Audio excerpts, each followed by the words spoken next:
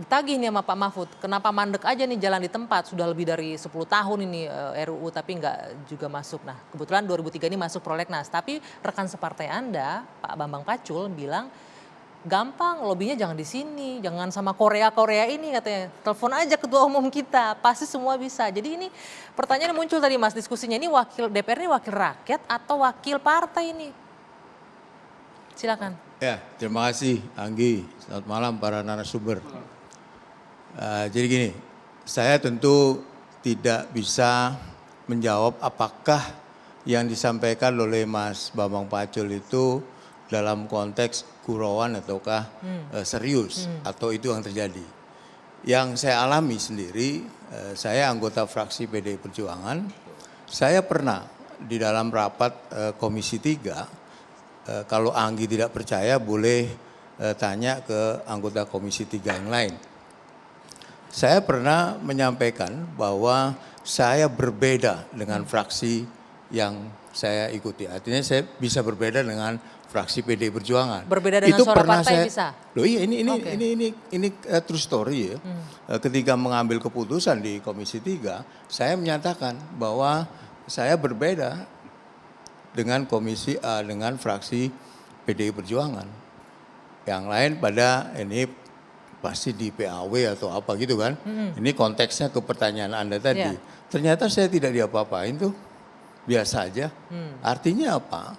Artinya saya sebagai anggota DPR tentu mewakili kepentingan masyarakat yang saya wakili. Nah, karena itu menurut saya waktu itu saya lupa ininya ya. Kasus putusan apa itu. Saya menyampaikan bahwa saya tidak sepakat yang menurut saya yang benar adalah yang ini gitu. Intinya berbeda lah dengan suara partai pada saat itu tidak ya? apa-apa gitu. Itu di fraksi PDI Perjuangan. Saya nggak tahu di tempat yang lain. Apa yang mau saya katakan? Yang mau saya katakan adalah tidak benar juga bahwa semua keputusan yang ada di DPR itu masing-masing anggota DPR itu tergantung keinginan dari ketua masing-masing partai.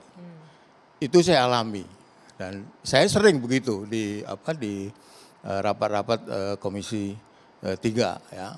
Jadi saya tentu Mas Bambang Pacul yang tahu apa sebenarnya yang disampaikan itu konteksnya apa yang gitu ya? terjadi seperti itu ataukah tidak gitu ya. Anda bisa menanyakan juga ke fraksi yang lain. Tapi yang saya alami adalah saya pernah berbeda itu pernah dan tidak sekali itu. Beberapa kali pernah saya berbeda pendapat dengan keputusan fraksi gitu. Intinya ini DPR-nya masih mewakili suara rakyat kalau Mas Johan bilang. Enggak, ini saya cerita sebenarnya. Ya, Anda bisa mengkonfirmasi itu kalau dan saya juga benar, poinnya yang saya tangkap ini mewakili dan saya suara tidak rakyat, memberatkan gitu PAW juga. Itulah yang kita sebutkan tadi, ini soal kemandirian dari anggota DPR-nya. Tapi menarik loh, Bang Margar itu malah bilang ini adalah kondisi jujur, kondisi politik kita. Iya. Bahwa memang ya makanya ketua umum sebetulnya partai, juga bilang kan, dengan suaranya sistem di ketua umum terbuka partai. ini memungkinkan kepada anggota DPR itu berbeda pendapat dengan praksi dan belum tentu praksi merecall mereka. Gitu. Nah masalahnya adalah mengapa sistem ini tidak dimanfaatkan sebaik mungkin oleh banyak anggota DPR, pengecualian tadi Mas Budi gitu, untuk kalau ia menganggap aturan itu tidak dia setujui, dia menyatakan berbeda pendapat. Sehingga saya kalau soal revisi undang-undang KPK, Mas Budi berbeda kan. Tapi katakanlah misalnya kawan-kawan kita ex mantan-mantan aktivis 98, kemana mereka? Mereka diam, gitu. Nah, kenapa mereka nggak berani berbicara? Ini soal kemandirian kok, soal sikap. Jadi kalau mereka sebetulnya berani bersikap mandiri dalam pengambilan keputusan, belum tentu kok mereka di-recall gitu.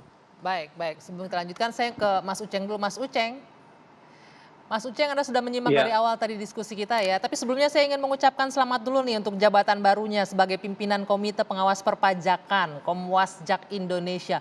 Ini di tengah badai yang menghantam Kementerian Keuangan nih, Mas Uceng membantu Ibu Sri Mulyani ya di sini ya. Mas Uceng, tadi kita bahas bahwa RUU perampasan aset ini sebenarnya penting untuk mengoptimalkan pengembalian aset dari tindak pidana. Tapi faktanya sudah bertahun-tahun ini mandek DPR.